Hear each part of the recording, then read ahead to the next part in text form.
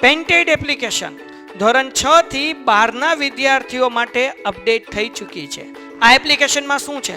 બધા જ વિષયના વિડીયોઝ છે. ગુજરાતની બેસ્ટ ફેકલ્ટી દ્વારા લાઈવ લેક્ચર્સ છે. આઈએમપી પ્રશ્ન છે, ટેસ્ટ સિરીઝ છે અને ગુજરાતના તમામ વિદ્યાર્થીઓ સાથે તમે તમારી કમ્પેરિઝન કરી શકો છો. ગેમિફિકેશન છે અને બીજું ઘણું બધું. તો તમે એપ્લિકેશન ડાઉનલોડ ન કરી હોય તો ડિસ્ક્રિપ્શનમાં લિંક આપી છે. હમણાં જ પ્લે સ્ટોર ઉપર જાઓ અને એપ્લિકેશન ડાઉનલોડ કરો. ઘરે બેઠીને સરસ મજાનું ગુજરાતની જોરદાર ફેકલ્ટી સાથે ભણો, સારા માર્ક્સે પાસ થાઓ. થઈ ગયા. સ્નાયુ પેશી. સ્નાયુ પેશી લાંબા કોષોની બનેલી હોય છે. ચાલો એક વાક્ય આપણને ખબર પડી ગઈ કે આપણા સ્નાયુઓ, આપણે વાત કરી હતી કે આ હાથના સ્નાયુ, આખા શરીરમાં આપણા સ્નાયુઓ આવેલા છે. બોડી બિલ્ડર તમે જોયા છે તો એમાં મસલ્સ એવા શબ્દનો એ પ્રયોગ કરે તો એ મસલ એટલે સ્નાયુ, બરાબર ને? જે બોડી બિલ્ડરનું સુદ્રઢ શરીર તમને દેખાય છે, એમાં જે ભાગ તમને દેખાય છે ચામડીનો, એની નીચે જે વસ્તુ રહેલી છે એ શું છે? એ સ્નાયુઓ છે, બરાબર ને?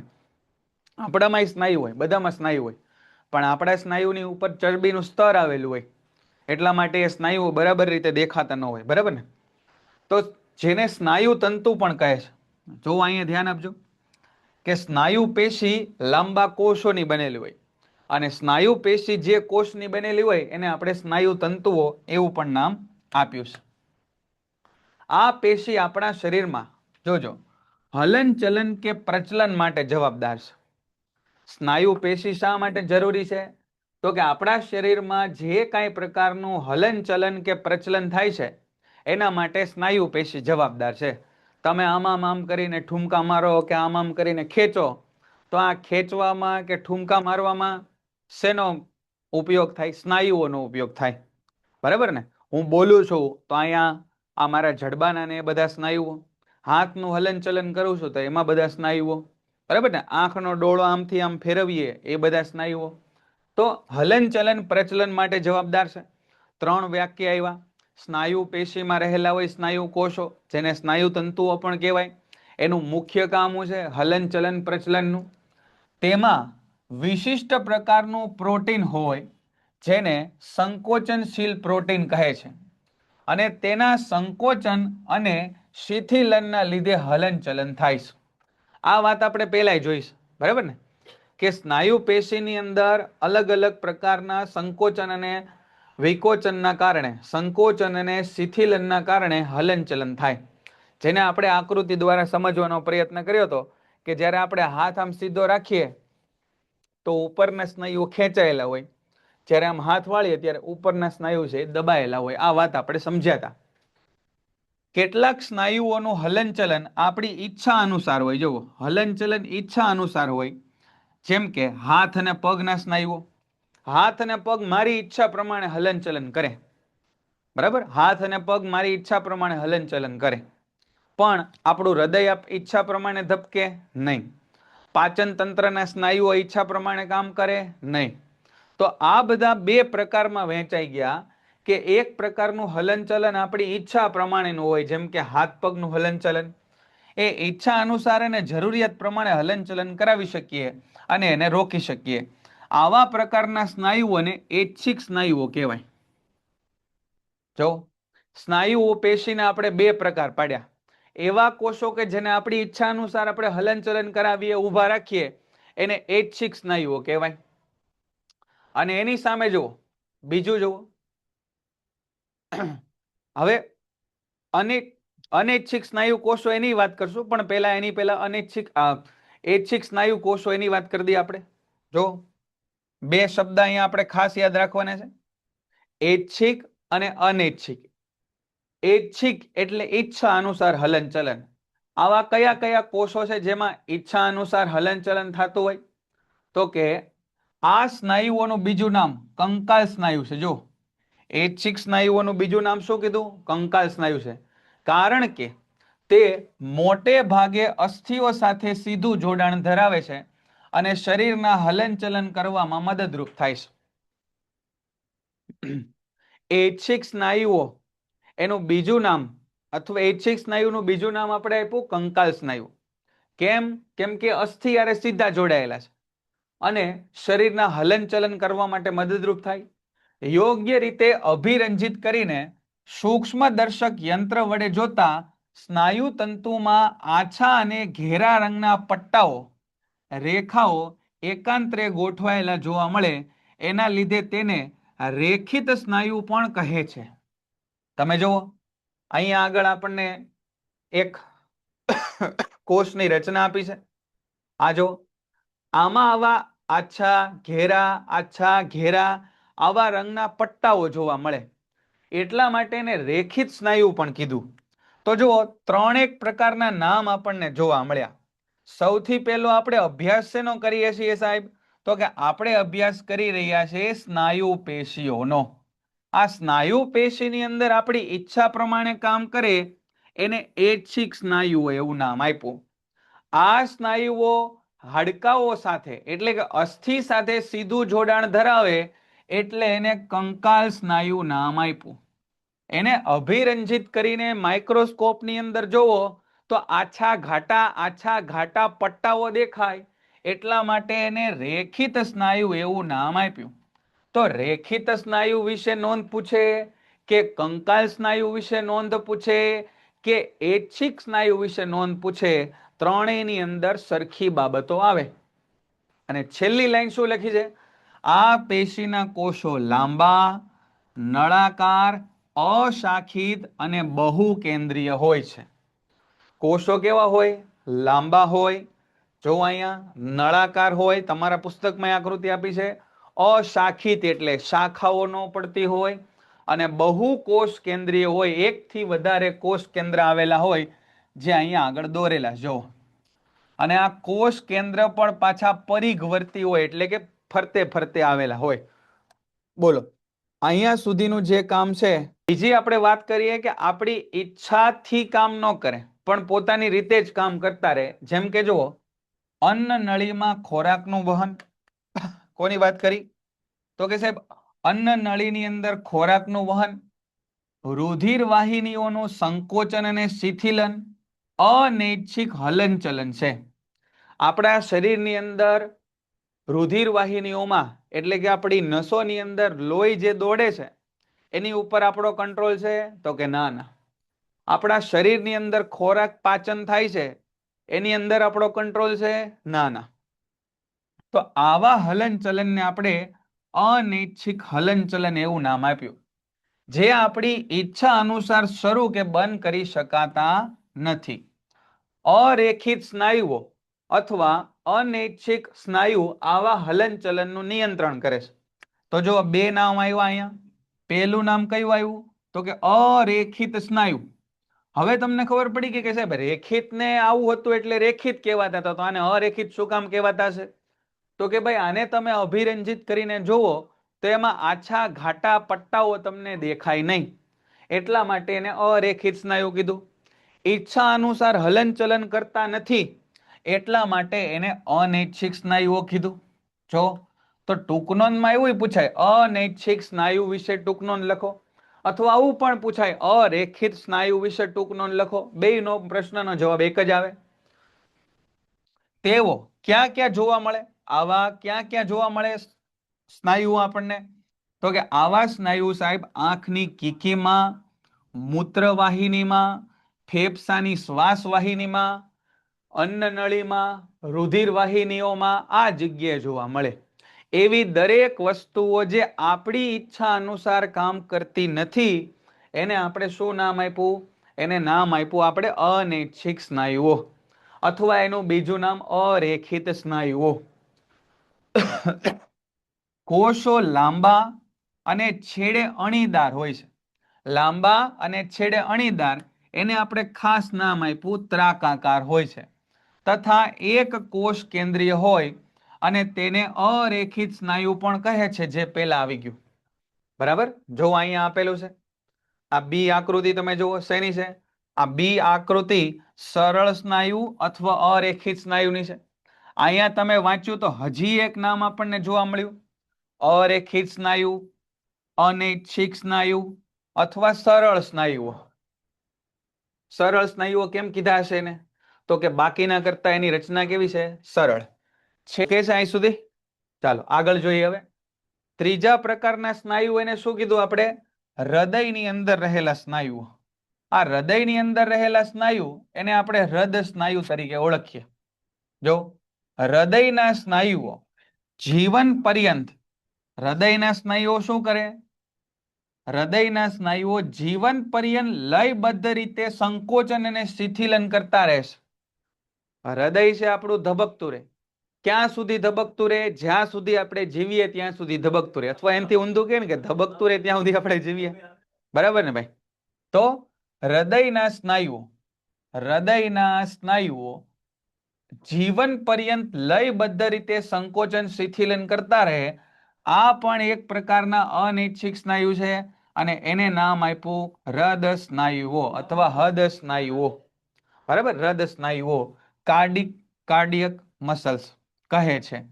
હૃદયના સ્નાયુ કોષો નળાકાર, શાખિત અને એક કોષ કેન્દ્રીય હોય છે. જો અહીંયા આપેલા છે હૃદય સ્નાયુઓ. શાખિત એટલે શાખાઓ જોવા મળે, નળાકાર હોય અને એક કોષ કેન્દ્ર જોવા મળે. તો પ્રમાણમાં સરળ છે. બરાબર ને? પ્રમાણમાં છે એ સરળ. બિલકુલ લોડ લીધા વગર તમે વાંચો.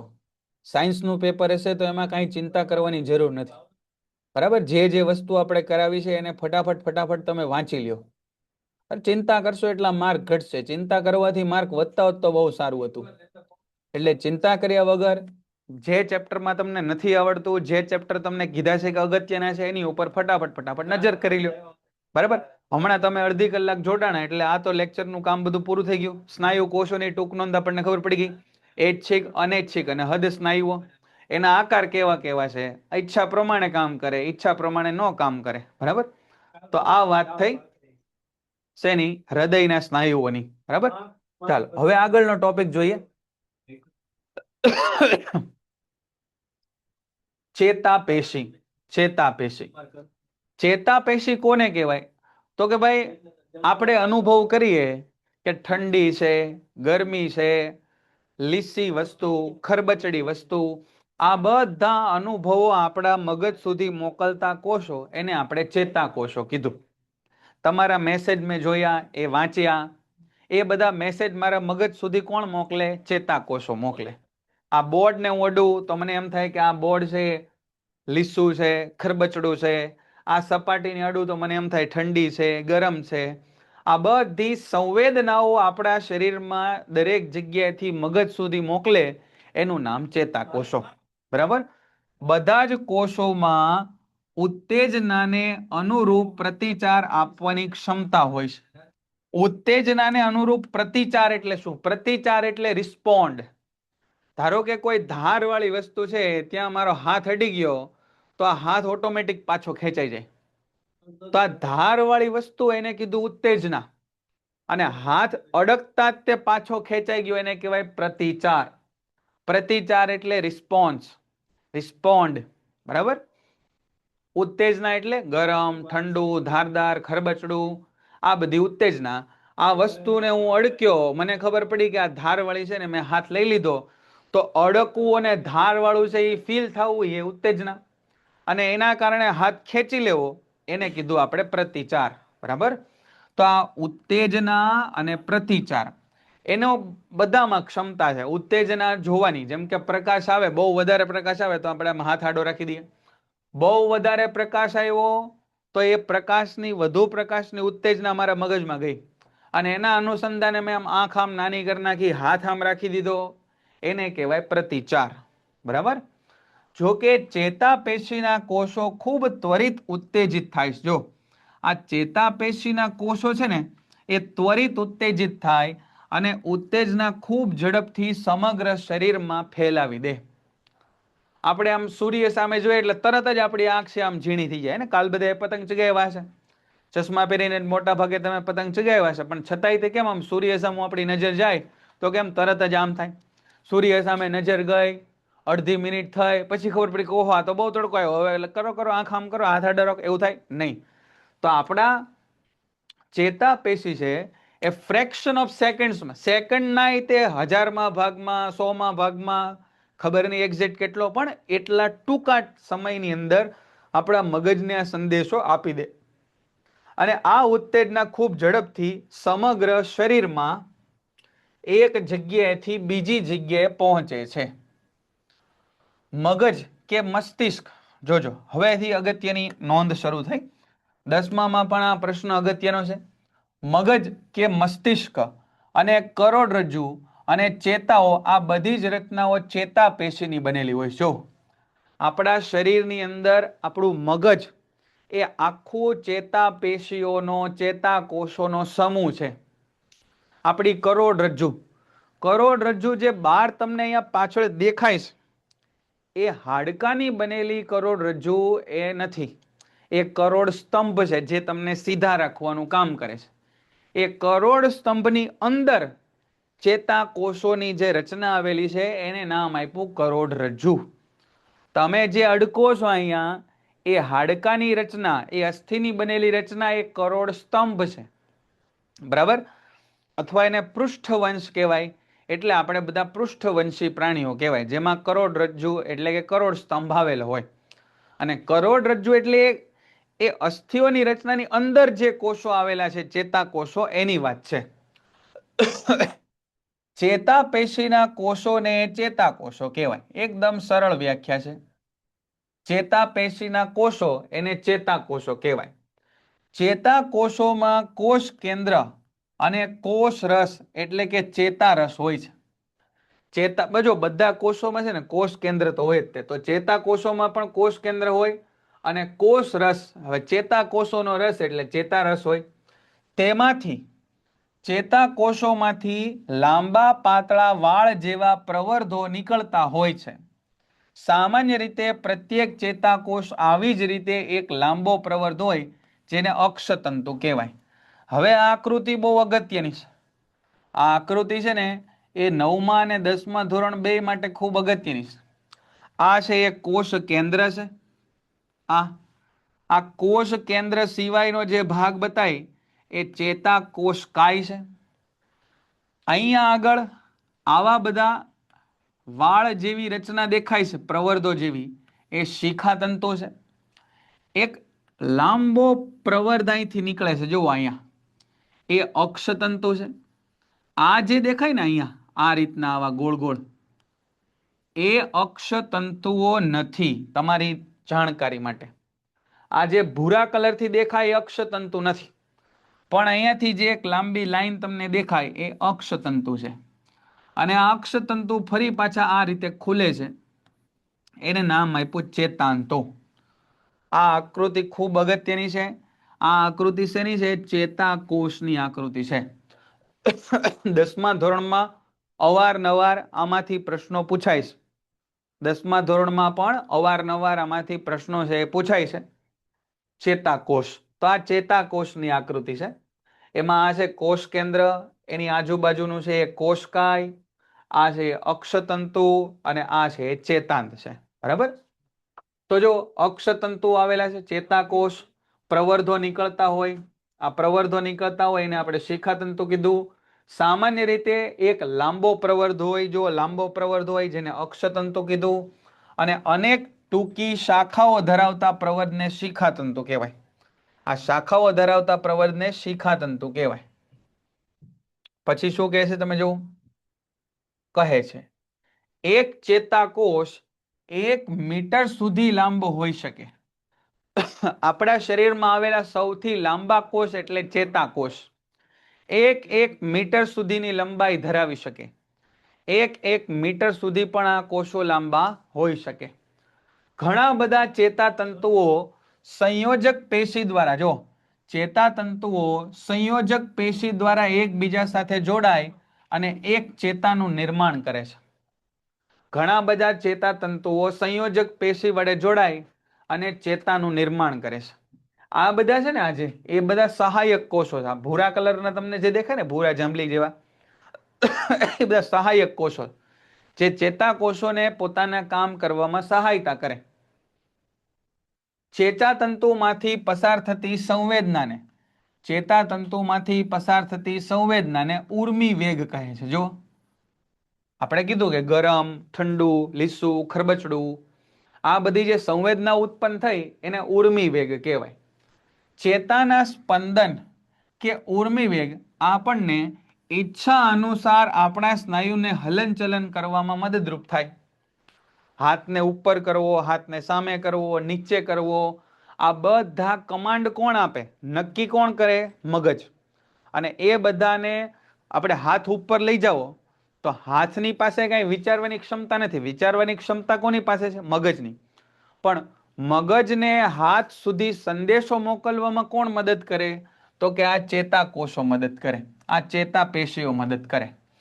ચેતા તેમજ સ્નાયુ પેશીઓ કાર્યાત્મક સંયોજન સામાન્ય રીતે બધા જ સજીવોમાં પાયારૂપ છે.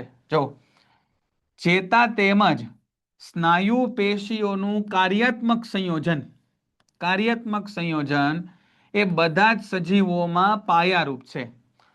એનો મતલબ શું થયો? કે હું વિચારું કે મારે ચાલવું છે, કે હું બેઠો છું ખુરશીમાં તો મારે ઊભું થવું છે, તો આ બેસવાનું, ઊભા થવાનું વિચાર્યું ક્યાં? આપણે મગજમાં. પણ એનું એક્શન ક્યાં લેવાશે? તો કે પગ દ્વારા. બરાબર, પગ દ્વારા. હાથ ઊંચો કરવો તો હાથ તો ઊંચો કર્યો, પણ આ વિચાર ક્યાં આવ્યો? મગજમાં. એનું એક્ઝિક્યુશન કોણ કરે? હાથ. તો આ મગજથી હાથને સંદેશો પહોંચે, હાથ આટલો જ ઉપર લેવો છે કે હજી વધારે ઉપર લેવો છે કે નીચો લેવો છે, આ બધો વિચાર મગજમાં આવે, પણ એનું એક્ઝિક્યુશન હાથ દ્વારા થાય. તો એ મગજથી આ હાથનું, પગનું, એ બધાનું કોઓર્ડિનેશન, આ બધાનું નિયંત્રણ, એ કાર્યાત્મક સંયોજન એ પાયારૂપ આપણામાં કાર્ય છે. આ સંયોજન ઉત્તેજનાને અનુલક્ષીને પ્રાણીઓમાં ઝડપી હલનચલન આપે છે. ઝડપી હલનચલન તત્કાલ આપણે વિચારીએ ને આપણા હાથ, પગ, મોઢું, આંખ બધું એ રીતે કામ કરે. તો આને કીધું આપણે ચેતાપેશી. બોલો, ખ્યાલ આવ્યો? ચાલો આપણે પ્રયાસ કરીએ, બેયનો આપણે પ્રયત્ન કરીએ. ચોથું પ્રમાણમાં સરળ છે, એને આપણે ઝડપથી રિવિઝન કરી નાખીએ, કામ કરીએ. આ બે તો નહીં થઈ શકે, બરાબર. નવમામાં થોડા સૂત્રો ને બધું યાદ રાખવું પડશે, એની કરતા ચોથાનું ફટાફટ રિવિઝન કરી નાખીએ આપણે, એવું કરીએ. આ કાલે તો કરશું જ તે બેટા, કાલે તો એ કરવાનું જ છે, બરાબર. તો એનું રિવિઝન આપણે કરી નાખીએ, એવું કામ કરી નાખીએ, બરાબર. ચાલો ફટાફટ આપણે ચોથું ચેપ્ટર જોઈ લઈએ, એકદમ ઝડપથી આખું ચેપ્ટર પૂરું થાય ને એવો પ્રયાસ કરી દઈએ. આપણા જે કાર્યક્રમમાં ચાલવાનું છે એ તો નિયમિત ચાલશે જ, પણ આજે પણ આપણે એની વાત કરી દઈએ. મારું પુસ્તક કાઢજો, સાંભળતા રહેજો. ચાલો અહીંથી આપણે જોઈએ. સૌથી પહેલી વસ્તુ કઈ આમાં કીધી? કે કોઈ પણ તત્વનો પરમાણુ એ તત્વના પરમાણુ કરતા પહેલી વસ્તુ એવી કીધી કે પરમાણુઓ બધાની અંદર છે, તો એક પરમાણુ બીજા પરમાણુથી જુદો કઈ રીતે પડે? આ આપણે વિચારવાનું છે. પહેલી વસ્તુ, એક તત્વનો પરમાણુ બીજા તત્વના પરમાણુઓ કરતા જુદો કઈ રીતે પડે એ વિચારવાનું છે. પછી ડાલ્ટને કીધું કે પરમાણુઓ છે એ અવિભાજ્ય છે, તો ખરેખર એ અવિભાજ્ય છે કે નહીં? આ બે પ્રશ્ન આપણી પાસે હતા, બરાબર. સાંભળતા રહેજો. ડાલ્ટને કીધું કે પરમાણુઓના ભાગ ન થઈ શકે, તો શું ખરેખર પરમાણુનો ભાગ થાય તે કે ન થાય એ આપણી પાસે પ્રશ્ન છે.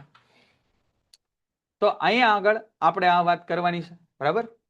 પછી જો બીજું અહીંયા કીધું દ્રવ્યમાં રહેલા વીજભારિત કણ. દ્રવ્યમાં રહેલા વીજભારિત કણ, એમાં આપણને એવી ખબર પડી કે દ્રવ્યમાં બે પ્રકારના ધન અને ઋણ વીજભાર ધરાવતા કણો આપણને મળી આવ્યા. દ્રવ્યની અંદર ધન અને ઋણ વીજભાર ધરાવતા બે કણો આપણને મળી આવ્યા. હવે આપણને 1900ની સાલ સુધીમાં એટલી ખબર પડી ગઈ કે ઓછામાં ઓછો એક અવપરમાણવીય કણ ઇલેક્ટ્રોન એ રહેલો છે, જેની ઓળખ જે થોમ્સને આપી.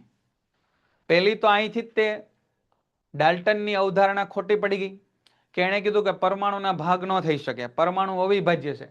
પણ 1900ની સાલ સુધીમાં આ જે થોમ્સને ઇલેક્ટ્રોનની શોધ કરી નાખી, બરાબર. અને એટલી ખબર પડી ગઈ કે ઇલેક્ટ્રોન, પરમાણુની અંદર ઇલેક્ટ્રોન તો છે. અને ઇલેક્ટ્રોનની ઓળખ થઈ એ પહેલા, આ યાદ રાખજો, ગોલ્ડસ્ટીને 1886માં વાયુ વિભાર નળીમાં નવા વિકિરણોની હાજરી શોધી કાઢી. આ વિકિરણોને કેનાલ કિરણો એવું નામ એણે આપ્યું, બરાબર. 1886માં ગોલ્ડસ્ટીને વાયુ વિભાર નળીમાં વિકિરણો શોધી કાઢ્યા. એ વિકિરણોને નામ આપ્યું કેનાલ કિરણો.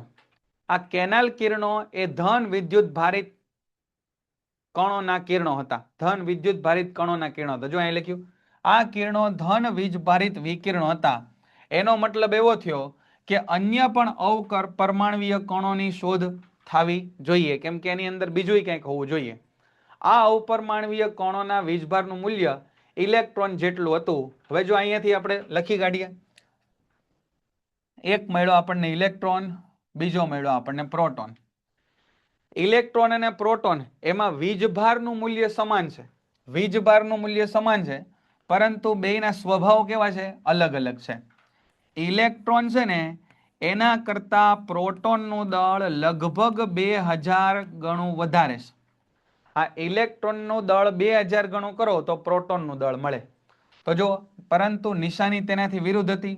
ઇલેક્ટ્રોનના દળ કરતા પ્રોટોનનું દળ આશરે 2000 કિલોગ્રામ 2000 ગણું હતું, અને તેને આપણે પ્રોટોન વડે દર્શાવીએ. ઈને ઇલેક્ટ્રોનને E- વડે અને પ્રોટોનને P+ વડે દર્શાવવામાં આવે છે. પ્રોટોનનું દળ 1 એકમ અને તેનો વીજભાર +1 લેવાય, અને ઇલેક્ટ્રોનનું દળ નહિવત અને વીજભાર -1 લેવાય. પ્રોટોનનો વીજભાર કેટલો લેવામાં આવે? તો કે +1. વીજભારને Q થી દર્શાવાય. ઇલેક્ટ્રોનનો વીજભાર કેટલો લેવામાં આવે? -1. પ્રોટોનનું દળ કેટલું લેવામાં આવે છે? પ્રોટોનનું દળ 1 એકમ લેવામાં આવે છે. પ્રોટોનનું દળ કેટલું લેવામાં આવે? 1 એકમ. અને ઇલેક્ટ્રોનનું દળ કેટલું લેવામાં આવે? નહિવત, એટલે 0. 0 છે નહીં, પણ એટલું બધું ઓછું છે કે એને ગણતરીમાં અવગણો ને તો ચાલે, એટલા માટે. બરાબર. હવે બીજી વાત શરૂ થઈ, મેઇન વાત, પરમાણુનું બંધારણ આવ્યું. હવે એટલી તો ખબર પડી ગઈ કે પરમાણુની અંદર પ્રોટોન અને ઇલેક્ટ્રોન છે, પણ હવે કઈ રીતે ગોઠવાયેલા છે ને એ આપણે સમજવું છે. એના માટે સૌથી પહેલા થોમ્સનનો નમૂનો આવ્યો. થોમ્સને કીધું કે પરમાણુ છે ને એ ક્રિસમસ કેક જેવો છે. તેના મત અનુસાર પરમાણુ ધન વીજભારિત ગોળો છે, અને ક્રિસમસ કેકમાં ગોઠવાયેલી સૂકા દ્રાક્ષ અથવા સૂકા મેવાની જેમ ઇલેક્ટ્રોન એમાં ગોઠવાયેલા છે. એણે કીધું કે ભાઈ પરમાણુ છે ને એ આ રીતે ક્રિસમસ કેક હોય ને એવો છે, અને આ કેકની અંદર જે દ્રવ્ય રહેલું હોય ને એ આખું સમજો કે ધન વીજભાર છે, અને કેકની અંદર જે સૂકો મેવો રહેલો હોય, દ્રાક્ષ હોય, એ સમજો કે ઋણ વીજભાર છે. જેટલો ધન વીજભાર હશે એટલો જ તે ઋણ વીજભાર હશે. એટલા માટે આ પરમાણુ છે એ વીજભારની દ્રષ્ટિએ કેવો હશે? તટસ્થ હશે. આવું એને સમજાવી દીધું. અથવા એને બીજું કીધું કે તમે એને તરબૂચ સાથે સરખાવો, કે તરબૂચનો લાલ ભાગ છે ને એ સમગ્ર સોરી, લાલ ભાગ છે ને એ ધન વીજભાર ધરાવે, અને તરબૂચના બીજ છે ને એ ઋણ વીજભાર દર્શાવે. તરબૂચમાં કેમ લાલ ભાગની અંદર એના કાળા કાળા બીજ હોય, તો સમજો કે લાલ ભાગ છે ને એ ધન ભાર છે, અને બીજ છે ને એ ઋણ ભાર છે. બરાબર. આના કારણે કઈ વસ્તુ સાબિત થઈ? આના કારણે એક વસ્તુ સાબિત થઈ કે પરમાણુ છે એ ધન વીજભારિત સાબિત થઈ એવું તો નહીં, પણ એને કઈ વસ્તુનું સૂચન કર્યું. જો અહીંયાથી પૂછાય કે થોમસનું પરમાણુ નમૂનો સમજાવો, થોમ્સનનો પરમાણુ નમૂનો સમજાવો, એવું આપણને પૂછાય તો આપણે એવું લખીએ કે પરમાણુ છે એ ધન વીજભારિત ગોળાનો બનેલો છે, અને ઇલેક્ટ્રોન તેમાં જડિત થયેલા હોય છે. પેન્ટેડ એપ્લિકેશન ધોરણ 6 થી 12ના વિદ્યાર્થીઓ માટે અપડેટ થઈ ચૂકી છે. આ એપ્લિકેશનમાં શું છે? બધા જ વિષયના વિડીયોઝ છે. ગુજરાતની બેસ્ટ ફેકલ્ટી દ્વારા લાઈવ લેક્ચર્સ છે, આઈએમપી પ્રશ્ન છે, ટેસ્ટ સિરીઝ છે, અને ગુજરાતના તમામ વિદ્યાર્થીઓ સાથે તમે તમારી કમ્પેરિઝન કરી શકો છો. ગેમિફિકેશન છે અને બીજું ઘણું બધું. તો તમે એપ્લિકેશન ડાઉનલોડ ન કરી હોય તો ડિસ્ક્રિપ્શનમાં લિંક આપી છે, હમણાં જ પ્લે સ્ટોર ઉપર જાઓ અને એપ્લિકેશન ડાઉનલોડ કરો. ઘરે બેઠીને સરસ મજાનું ગુજરાતની જોરદાર ફેકલ્ટી સાથે ભણો, સારા માર્ક્સે પાસ થાઓ. એક વસ્તુ આ. બીજું, પરમાણુમાં ઋણ ભાર અને ધન ભાર સમાન માત્રામાં હોય, તેથી પરમાણુ વીજભારની દ્રષ્ટિએ કેવો હોય? પરમાણુ વીજભારની દ્રષ્ટિએ તટસ્થ હોય. પછી જો અહીંયા થોમ્સનનો પરમાણુ નમૂનો સમજાવે છે કે પરમાણુ વીજભારની દ્રષ્ટિએ તટસ્થ હોય. હવે એની મર્યાદા પૂછાય તો મર્યાદા શું કહે છે? અન્ય વૈજ્ઞાનિકો દ્વારા થયેલા પ્રયોગના પરિણામો આ નમૂના દ્વારા સમજાવી શકાતા નથી. બરાબર. એટલા માટે આ એની મર્યાદા રહી. આનો નમૂનો સ્વીકારવામાં ન આવ્યો. કેમ સ્વીકારવામાં ન આવ્યો? કેમ કે ભાઈ અન્ય બાબતો જે છે એ આ સાબિત કરી શકતો નથી. પછી જોઈએ રુથરફોર્ડનો અર્નેસ્ટ રુથરફોર્ડ ને એ જાણવામાં રસ હતો કે ઇલેક્ટ્રોન કઈ રીતે ગોઠવાયેલા છે, ઇલેક્ટ્રોન કઈ રીતે ગોઠવાયેલા છે. એના માટે એણે એક આ પ્રશ્ન બહુ અગત્યનો છે. એના માટે એણે એક પ્રયોગ કર્યો કે સોનાના પાતળા વરખ ઉપર, એટલે કે સોનાની એકદમ પાતળી શીટ એણે લીધી અને એના ઉપર ઝડપથી ગતિ કરતા આલ્ફા કણોનો મારો ચલાવ્યો, આલ્ફા કણોનો મારો ચલાવ્યો. તેણે શક્ય તેટલું પાતળું સ્તર જોતું હતું, એટલા માટે તેણે સોનાનો વરખ પસંદ કર્યો, કેમ કે સોનાને ટીપીને એકદમ પાતળું બનાવી શકાય. એની જાડાઈ 1000 પરમાણુ જેટલી હતી. 1000 પરમાણુને બાજુમાં ગોઠવો તો જેટલી જાડાઈ થાય એટલી જાડાઈનું એણે સોનાનો વરખ લીધો હતો. આલ્ફા કણો શું છે? તો કે આલ્ફા કણો દ્વિવીજભારિત હિલિયમ આયનો છે. આલ્ફા કણ છે ને એ હિલિયમ 2+ છે, યાદ રાખજો. આલ્ફા કણો હિલિયમ 2+ છે, એટલે હિલિયમમાંથી બધા ઇલેક્ટ્રોન કાઢી નાખો તો જે બને એને આલ્ફા કણો કહેવાય. આ યાદ રાખજો, એક ગુણમાં પૂછાય. આલ્ફા કણો દ્વિવીજભારિત હિલિયમ આયનો છે. તેનું દળ 4 યુનિફાઈડ માસ છે. તેનું દળ 4 યુનિફાઈડ માસ છે. કેમ 4 યુનિફાઈડ માસ હશે બેટા? તો કે એની અંદર 2 પ્રોટોન હોય અને એની અંદર 2 ન્યુટ્રોન હોય, અને પ્રોટોન અને ન્યુટ્રોનનું દળ 1 એકમ લેવામાં આવે છે. એટલે 2 ને 2 4 એકમ એનું દળ છે. આ યુ ને કહેવાય યુનિફાઈડ માસ, એકીકૃત દળ હોવાથી ઝડપથી ગતિ કરતા આલ્ફા કણો નોંધપાત્ર ઉર્જા ધરાવે છે. બરાબર, ઝડપથી ગતિ કરતા આલ્ફા કણો છે એ નોંધપાત્ર ઉર્જા ધરાવે છે. હવે આવો પ્રશ્ન પૂછાય કે એણે શું વિચાર્યું હતું કે આ પ્રયોગમાં શું થશે? સોનાના વરખ ઉપર જ્યારે એ આલ્ફા કણોનો મારો ચલાવશે તો શું થાય એવું એને લાગતું હતું. તો એણે કીધું કે તેની ધારણા હતી કે સોનાના પરમાણુઓમાં રહેલા અપરમાણુવીય કણો દ્વારા આલ્ફા કણો વિચલિત થશે. વિચલિત થાય, સોનારે ભટકાઈને આમથી આમ વયા જાય. જો કે આલ્ફા કણોના પ્રોટોન કરતા ઘણા ભારે હોવાને કારણે તેઓ વધુ પડતા વિચલનની અપેક્ષા હતી નહીં. એણે કીધું કે ભાઈ વિચલન તો થશે, પણ આલ્ફા કણોની અંદર તે પ્રોટોન આવેલા છે ને પાછા, અને ન્યુટ્રોન આવેલા છે, એટલે વિચલન તો થશે પણ બહુ બધું વિચલન થશે નહીં એવી એની અપેક્ષા હતી. આ આકૃતિ આપણે છે એ દોરવાની છે. જો મોટા ભાગના છે ને એ આ રીતે સીધા પસાર થઈ જવા જોઈએ, થોડા થોડા આ રીતે વળવા જોઈએ એવા બનાવવાના, અને એકાદ બે આમ જઈ અને આમ ને આમ ભટકાઈને પાછા ફરે ને એ રીતે બનાવવાના. જો આમ દોર્યું એનો મતલબ આમ જઈને આમ આવ્યું. બરાબર. હવે વાતા કે આલ્ફા કણના પ્રકિરણના પ્રયોગ, જો આ બહુ અગત્યનો છે. કયો પ્રયોગ હતો આ? રુથરફોર્ડે કરેલો આલ્ફા કણના પ્રકિરણનો પ્રયોગ. એના ઉપરથી કયા અવલોકનો નોંધવામાં આવ્યા? આવો પ્રશ્ન પૂછાય.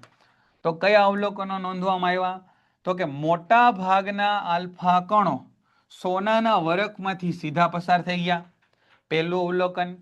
કેટલાક આલ્ફા કણો વરખ દ્વારા ઓછા અંશે વિચલન પામે, અને દર 12,000 માંથી એક આલ્ફા કણ અથડાઈને પાછો ફરે. અથડાઈને પાછો ફરે એટલે આમ ભટકાય અને એને માર્ગ ઉપર પાછો ફરે. આમ 3 મુદ્દાઓ આપણને અવલોકનમાં મળ્યા. આલ્ફા કણના પ્રકિરણના પ્રયોગમાં 3 મુદ્દાઓ મળ્યા. કયા 3 મુદ્દા યાદ કરો? પહેલો, મોટા ભાગના આલ્ફા કણો સોનાના વરખમાંથી પસાર થઈ ગયા. અમુક જે ભટકાઈને, અમુક ભટકાયા વગર છે એ ભટકાઈને પાછા ફર્યા, એ ઓછા અંશે વિચલન પામ્યા. ઓછા અંશે વિચલન પામ્યા એટલે આ રીતે ઓછા અંશે વિચલન પામ્યા.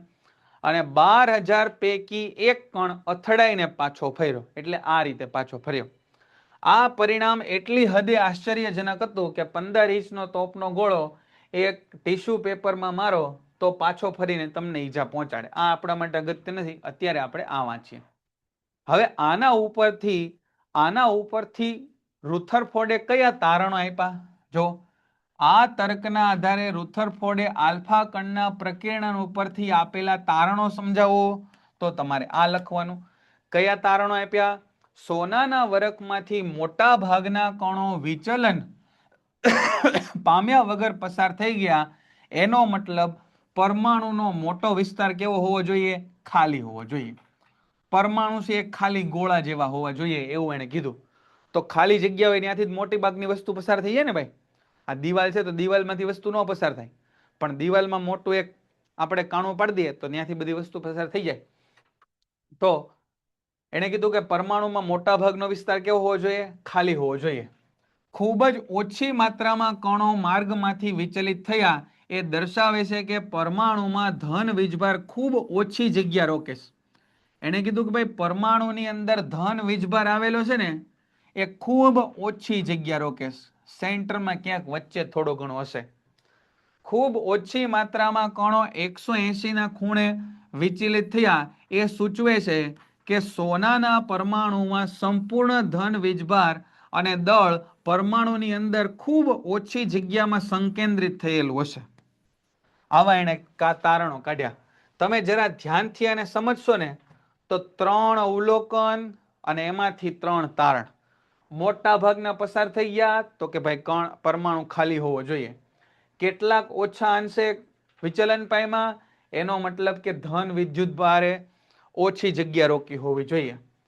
12,000 માંથી કોઈ એક અથડાઈને પાછો ફરે છે તો કે આ જે જગ્યા રોકીને એ બધા એક સાથે હોવા જોઈએ અને ખૂબ નાની જગ્યામાં હોવા જોઈએ. અને આના ઉપરથી એણે ગણતરી કરી અને એણે કીધું કે પરમાણુની ત્રિજ્યા કરતા પરમાણુના કેન્દ્રની ત્રિજ્યા 10.5 ગણી ઓછી હોય છે. શું કીધું એણે? તો કે જો આ સાહેબ પરમાણુ છે, આ અને આ છે એ પરમાણુનું કેન્દ્ર છે. જો આ પરમાણુના કેન્દ્રની ત્રિજ્યા હું 1 એકમ લઉં ને તો આ પરમાણુની ત્રિજ્યા એટલે કે આ એ 5000 થવી જોઈએ. 5000 નહીં, 10⁵. 5000 ક્યાં આવ્યું ભાઈ? 10⁵ થવી જોઈએ. 10⁵ એટલે 1 લાખ. 10⁵ એટલે 1 લાખ. તમે વિચારો કે કેવડો મોટો પરમાણુ, મોટો નહીં પણ સમજો કે ખૂબ મોટો ગોળો છે, બરાબર? એના 1 લાખમાં ભાગની જગ્યા હોય ને ત્યાં આગળ આ બધા ધન ભારિત કણો ભેગા થયેલા હોવા જોઈએ. હવે એની લાક્ષણિકતાઓ એણે કીધું, એના ઉપરથી એણે નીચેની લાક્ષણિકતાઓ ધરાવે છે એવું કીધું. શું કીધું એણે? કઈ કઈ લાક્ષણિકતાઓ ધરાવે છે? તો એણે કીધું કે પરમાણુમાં રહેલ ધન વિદ્યુત ભાર કેન્દ્રને પરમાણુનું કેન્દ્ર કહે છે. એણે કીધું કે બધા ધન વિદ્યુત ભારો છે ને એક હારે ગોઠવાયેલા છે અને એ ધન ભારિત કેન્દ્રને પરમાણુનું કેન્દ્ર કીધું. અને પરમાણુનું મોટા ભાગનું દળ એ તેના કેન્દ્રમાં સમાયેલું હોય છે. પરમાણુનું મોટા ભાગનું દળ એ કેન્દ્રમાં સમાયેલું હોય. ઇલેક્ટ્રોન કેન્દ્રની આસપાસ વર્તુળાકાર માર્ગે ભ્રમણ કરે છે. ઇલેક્ટ્રોન છે એ કેન્દ્રની આસપાસ વર્તુળાકાર માર્ગે ભ્રમણ કરે અને પરમાણુના કદની સાપેક્ષે કેન્દ્રનું કદ ઘણું નાનું હોય છે. જે પહેલા આવી ગયું. 3 લાક્ષણિકતાઓ રુથરફોર્ડે કીધી કે ધન વીજભારિત કેન્દ્ર એને ન્યુક્લિયસ એટલે કે પરમાણુનું કેન્દ્ર કીધું.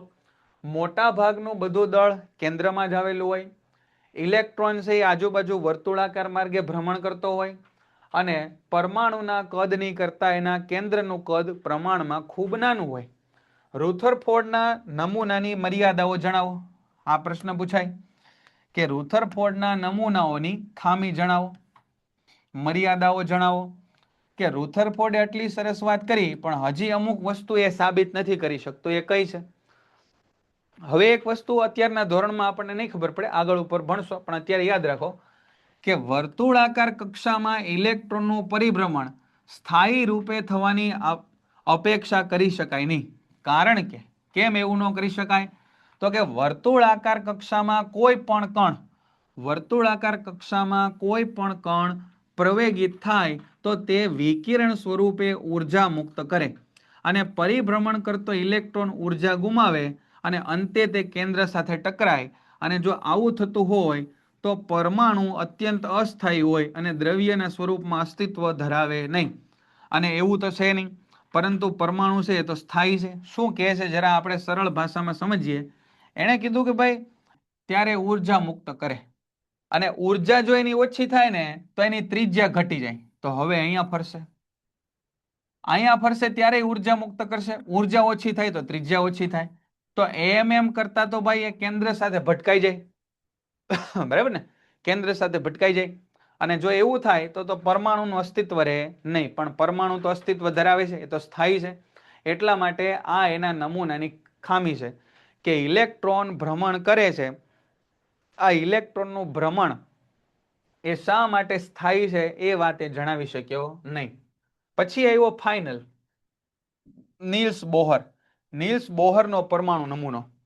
નીલ્સ બોહરે રુથરફોર્ડના નમૂના જેવી જ વાત કરી, પરંતુ નીલ્સ બોહરે આ જેની મર્યાદા હતી ને એને દૂર કરવાની વાત કરી. એણે શું કીધું?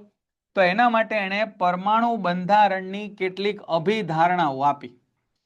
એણે કીધું કે આવું હોઈ શકે તો જ તે ઇલેક્ટ્રોન ફરી શકે, નહીતર ફરી શકે નહીં. કઈ બાબત કીધી? ઇલેક્ટ્રોનની સ્વતંત્ર કક્ષાઓ તરીકે ઓળખાતી અમુક ચોક્કસ કક્ષાઓ પરમાણુમાં માન્ય કક્ષાઓ ગણાય છે. એણે કીધું કે ભાઈ ઇલેક્ટ્રોન છે એ ગમે ત્યાં ફરશે નહીં. ધારો કે આ છે એ પહેલી કક્ષા છે, તો અહીંયા જે ફરશે, એવી રીતે અહીંયા કોઈ બીજી કક્ષા છે ત્યાં જ ફરશે, અહીંયા કોઈ ત્રીજી કક્ષા છે ત્યાં જ ફરશે. આવી નિશ્ચિત કક્ષાઓમાં જ ઇલેક્ટ્રોન ફરશે, ગમે ત્યાં ફરશે નહીં. અને આવી કક્ષાઓમાં જ્યારે ઇલેક્ટ્રોન પરિભ્રમણ કરે ત્યારે વિકિરણ સ્વરૂપે ઉર્જા મુક્ત કરે નહીં. તો ઉર્જા મુક્ત નહીં થાય, ઉર્જા મુક્ત નહીં થાય તો એની ત્રિજ્યા ઘટશે નહીં, અને ત્રિજ્યા ઘટશે નહીં તો એ કેન્દ્રમાં અથડાશે નહીં. વાર્તા થઈ ગઈ પૂરી. સરળ વસ્તુ એને કીધી. શું કીધું ભાઈ બોહરે? બોહરે કીધું કે ભાઈ જ્યારે ઇલેક્ટ્રોન ગતિ કરતો હશે તો એનો એક નિશ્ચિત માર્ગ હશે, અને આ નિશ્ચિત માર્ગમાં પાછો એ ઉર્જા ગુમાવશે નહીં. એટલે જે બોહર જે વાત રુથરફોર્ડે કીધી એ પ્રોબ્લેમ અહીંયા આગળ સોલ્વ થઈ ગયો. બરાબર. આવી કક્ષાઓ એને કાં તો કોષો કહેવાય અને ઉર્જા સ્તર કહેવાય. કક્ષાઓ, કોષો અથવા ઉર્જા સ્તર, આવું નામ આપ્યું. તો એને આપણે પહેલી કક્ષા, બીજી કક્ષા, ત્રીજી કક્ષા, ચોથી કક્ષા એવું પણ કહી શકીએ, અથવા એને પહેલાને કે, બીજાને એલ, ત્રીજાને એમ, ચોથાને એન આવું પણ કહી શકીએ. કે એલ એમ એન, અથવા પહેલી, બીજી, ત્રીજી, ચોથી કક્ષાઓ, આવી કક્ષાઓ પણ આપણે કહી શકીએ. પછી વાત આવી ન્યુટ્રોનની. ચેડવિકે 1932માં એક અવપરમાણવીય કણની શોધ કરી કે જેનો કોઈ વીજભાર હતો નહીં. એનું દળ લગભગ પ્રોટોનના જેટલું હતું અને તેને નામ આપવામાં આવ્યું ન્યુટ્રોન. એ ન્યુટ્રોન છે એ કેન્દ્રની અંદર રહેલો હોય અને એના માટે એને એન દ્વારા દર્શાવવામાં આવ્યો. બરાબર. અને પરમાણુનું દળ એ કેન્દ્રમાં રહેલા પ્રોટોન અને ન્યુટ્રોનના સરવાળા જેટલું થાય. બરાબર. શું કીધું? તો કે પ્રોટોનનું દળ કેટલું છે? તો કે ન્યુટ્રોનના દળ જેટલું. એટલે કે ન્યુટ્રોન ને પ્રોટોનનું દળ કેટલું છે? સરખું. ન્યુટ્રોન ઉપર વીજભાર કેટલો છે? તો કે 0. ન્યુટ્રોન ક્યાં આવેલો છે? તો કે કેન્દ્રમાં આવેલો છે. આટલી ઇન્ફોર્મેશન આપી. ન્યુટ્રોનની શોધ કોણે કરી? તો કે જે ચેડવિકે કરી હતી. બરાબર. આટલી વાત થઈ. બોલ, અહીં સુધીનું ક્લિયર છે બધાને? અહીં સુધી સમજાય છે? ખ્યાલ આવ્યો અહીં સુધી? હને? આમાંથી ગેરંટી તમારી પરીક્ષામાં આટલા ટોપિક ચર્ચા કરીને એમાં નાના મોટા 2 પ્રશ્નો તો તમારી પરીક્ષામાં હશે ને હશે જ તે. 3 માંથી કોઈ પણ એક પરમાણુ નમૂનો અને એ પરમાણુ નમૂનાની મર્યાદા, આ 3 માંથી કોઈ પણ એક પરમાણુ નમૂનો, આ રુથરફોર્ડનો પરમાણુ નમૂનો છે. તો જો એક પ્રશ્ન પૂછાય રુથરફોર્ડમાં, શું પૂછાય? તો કે રુથરફોર્ડનો આલ્ફા પ્રકીર્ણનનો પ્રયોગ સમજાવો. તો એમાં તમારે આ લખવાનું, આકૃતિ દોરવાની અને આ બધું લખવાનું. બરાબર. અહીંયા સુધીનું લખવાનું. અને પ્રકીર્ણનના પ્રયોગ પરથી કયા અવલોકનો એ લખવાનું. પછી એવો પ્રશ્ન પૂછાય કે રુથરફોર્ડના આલ્ફા કણના પ્રકીર્ણનના તારણો, તો એમાં આ તારણો લખવાના. બરાબર. મર્યાદા પૂછાય તો આ મર્યાદા લખવાની. ખામી પૂછાય તો આ ખામી લખવાની. અને 4 કે 5 ગુણમાં પ્રશ્ન પૂછાય તો આ ત્રણેય બાબતો, આ પ્રકીર્ણનનો પ્રયોગ કર્યો એ લખવું પડે. બરાબર. એના અવલોકનો, એના તારણો અને એની લાક્ષણિકતા, આ બધી વસ્તુ લખવી પડે. બરાબર. ખ્યાલ આવી ગયો બેટા? તો આમાં લખેલા જ છે, એકદમ મુદ્દાસર જ આપેલું. જો અને આપણે અહીંયા ટીકે કર્યું છે. આલ્ફા કણના પ્રકીર્ણનના પ્રયોગના અવલોકનો, 3 અવલોકન. આ અવલોકનના તારણો, આ 3 તારણ, આ બધું લખવાની જરૂર નથી. આ બધું જેટલું મેં ટીક કર્યું ને એટલું જ. આ બધું કાંઈ લખવાની જરૂર નથી. આ બધું લખવાની જરૂર નથી. તારણો, પીડીએફ મોકલજો. હા, તારણો આ 3 ટોપિક અને લાક્ષણિકતા આ 3 ટોપિક અને ખામીમાં એક. બરાબર? અવલોકનો, તારણો, લાક્ષણિકતા અને ખામી બધામાં 3 મુદ્દા છે અને ખામીમાં છે એક મુદ્દો છે. બરાબર? મોકલી દો હમણાં ગ્રુપમાં તમારા દોરવાની પીડીએફ મોકલી દેશું. હા, બોલો બેટા. આકૃતિ દોરવાની ના જોડે. હા, આકૃતિ દોરવાની. આલ્ફા કણના પ્રકીર્ણનનો પ્રયોગ પૂછાય તો આ પેન્ટેડ એપ્લિકેશન ધોરણ 6 થી 12ના વિદ્યાર્થીઓ માટે અપડેટ થઈ ચૂકી છે. આ એપ્લિકેશનમાં શું છે? બધા જ વિષયના વિડીયોઝ છે. ગુજરાતની બેસ્ટ ફેકલ્ટી દ્વારા લાઈવ લેક્ચર્સ છે. આઈએમપી પ્રશ્ન છે, ટેસ્ટ સિરીઝ છે અને ગુજરાતના તમામ વિદ્યાર્થીઓ સાથે તમે તમારી કમ્પેરિઝન કરી શકો છો. ગેમિફિકેશન છે અને બીજું ઘણું બધું. તો તમે એપ્લિકેશન ડાઉનલોડ ન કરી હોય તો ડિસ્ક્રિપ્શનમાં લિંક આપી છે. હમણાં જ પ્લે સ્ટોર ઉપર જાઓ અને એપ્લિકેશન ડાઉનલોડ કરો. ઘરે બેઠીને સરસ મજાનું ગુજરાતની જોરદાર ફેકલ્ટી સાથે ભણો, સારા માર્ક્સે પાસ થાઓ.